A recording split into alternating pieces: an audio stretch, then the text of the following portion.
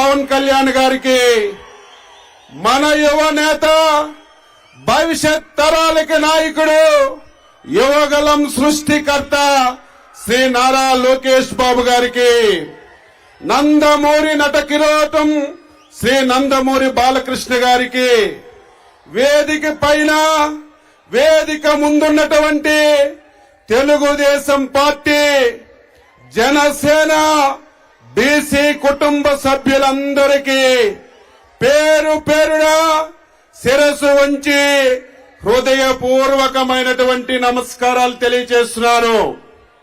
స్వాతంత్రం వచ్చిన తర్వాత, ఆంధ్రప్రదేశ్ రాష్ట్రం ఏర్పడిన తర్వాత 35 సంవత్సరాలు మన బలహీన వర్గాల వారం పల్లకీలు మోసాం, ఓటు వేసే యంత్రాలుగా ఉన్నాం. కానీ 1982లో ఒక మహానుభావుడు, పేదల పాలిట పెళ్లిది, విశ్వవిఖ్యాత నట సార్వభౌముడు నందమూరి తారక రామారావు గారు తెలుగుదేశం పార్టీని రాష్ట్రంలో పెట్టిన తర్వాతే మన బలహీన వర్గాలకి ఆర్థికంగా, రాజకీయంగా, సామాజికంగా అవకాశాలు వచ్చాయని ఒక బీసీ వ్యక్తిగా ధైర్యంగా చెప్పగలుగుతున్నానని చెప్పి మీ అందరికీ తెలియజేస్తున్నాను. 42 సంవత్సరాలు తెలుగు సుదీర్ఘ ప్రయాణంలో కష్టం వచ్చినా, సుఖం వచ్చినా, ఎన్ని ఇబ్బందులు వచ్చినా తెలుగుదేశం పార్టీకి అంటి పెట్టుకున్నటువంటి వర్గం మన బలహీన వర్గమని గర్వంగా ఈరోజు చెప్పగలుగుతున్నాను. అందుకే పార్టీలతో సంబంధం లేకుండా ఆ రోజు వైఎస్ రాజశేఖర రెడ్డిని, అదేవిధంగా ఈ రోజు జగన్మోహన్ రెడ్డి కూడా తెలుగుదేశం పార్టీకి బలహీన వర్గాలు అండగా ఉంటారు. మనం ఏం చేసినా నమ్మరని చెప్పి ఆ రోజు రాజశేఖర రెడ్డి గాని, ఈ రోజు జగన్మోహన్ రెడ్డి గాని బలహీన వర్గానికి ఉక్కు పాదంతో అణచివేస్తున్నటువంటి విషయాన్ని ప్రతి ఒక్కరం గెలవాలి, ప్రతి ఒక్కరం తెలుసుకోవాలని చెప్పి తెలియజేస్తున్నాను. ఈ రాష్ట్రంలో ఉన్నటువంటి బలహీన వర్గాలారా, బీసీ సోదరులారా, బలహీన వర్గాలు గెలవాలంటే రేపు తెలుగుదేశం పార్టీ, జనసేన గెలవాలి అని చెప్పి మీ అందరికీ తెలియజేస్తున్నాను.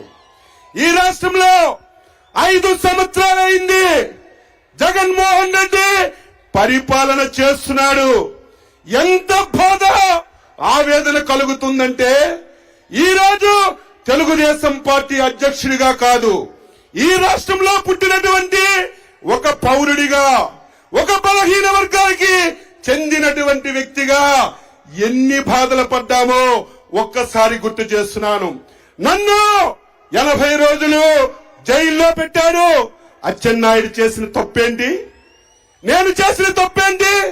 మా నాయకుడు గాని, మేము గాని, మా పార్టీలో ఉన్న వాళ్ళం ఎవరమైనా సరే అవినీతి చేశామని, ఎక్కడైనా ఒక్క పైసా తిన్నామని మీరు నిరూపించగలిగితే మీరు చెప్పిన ప్లేస్ లో తల తీసుకోవడానికి కూడా సిద్ధపడి ఉన్నామని చెప్పి తెలియజేస్తున్నాను. మేం చేసిన తప్పేంటి? అయ్యా జగన్మోహన్ రెడ్డి, ఈ రాష్ట్రాన్ని నాశనం చేస్తున్నావు, బలహీన వర్గాలని, హరిజన గిరిజన వర్గాలని ఈ 5 సంవత్సరాల్లో ఓచకవత కోస్తున్నావు. ఇది ధర్మమా? ఇది న్యాయమా? నువ్వు చేసింది తప్పని నొత్తెత్తి మాట్లాడితే మమ్మల్ని అరెస్ట్ చేసి జైలు పెడతావా? ఈ స్వతంత్ర భారతదేశంలో బలహీన వర్గాలకి మాట్లాడే నైతిక హక్కు కూడా లేదా అని చెప్పి జగన్మోహన్ రెడ్డికి అడుగుతున్నాను. మాట్లాడితే నా బీసీలు అంటాడు, మాట్లాడితే నా ఎస్సీలు అంటారు. ఈ రోజు మంగళగిరి వేదిక ద్వారా ఈ రాష్ట్రంలో ఉన్నటువంటి బలహీన వర్గాలకి ఒక ప్రశ్న వేస్తున్నాను. ఈ 5 సంవత్సరాల్లో బలహీన వర్గాలకి ఒక్కటంటే ఒక్కటి మేలు చేసిన కార్యక్రమం చెప్పమని చెప్పి కోరుతున్నాను. చంద్రబాబు నాయకత్వంలో ఆ రోజు బీసీ మంత్రిగా ఒకేసారి 175 రెసిడెన్షియల్ పాఠశాలలు ఇచ్చాం. ఈ రాష్ట్రంలో ప్రతి జిల్లా హెడ్ క్వార్టర్లో ఏదైతే మంచి సెంటర్ లో 5 ఎకరాల స్థలం ఇచ్చి 5 కోట్లు మంజూరు చేసి బీసీ భవనాలకి శంకుస్థాపన చేస్తే అన్ని రద్దు చేసి మొత్తం ఆ భూములన్నీ వైసీపీ దొంగలందరూ దోచుకున్నారు. దీనికి సమాధానం చెప్పమని చెప్తున్నాను. ఈ రోజు 54 కార్పొరేషన్లు వేశావు. దేనికా కార్పొరేషన్లు పాసిబద్దతో నాలుగు గీసుకోవడానికైనా ఆ పాసిబద్ద ఉపయోగపడుతుంది తప్ప నువ్వు పెట్టినటువంటి కార్పొరేషన్లు దేనికి ఉపయోగపడతాయని చెప్పి తెలియజేస్తున్నాను. ఆ రోజు తెలుగుదేశం పార్టీ చంద్రబాబు నాయకత్వంలో ఫెడరేషన్స్ కి దామాసా ప్రకారం డబ్బులు ఇచ్చాం, ఖర్చు చేశాం.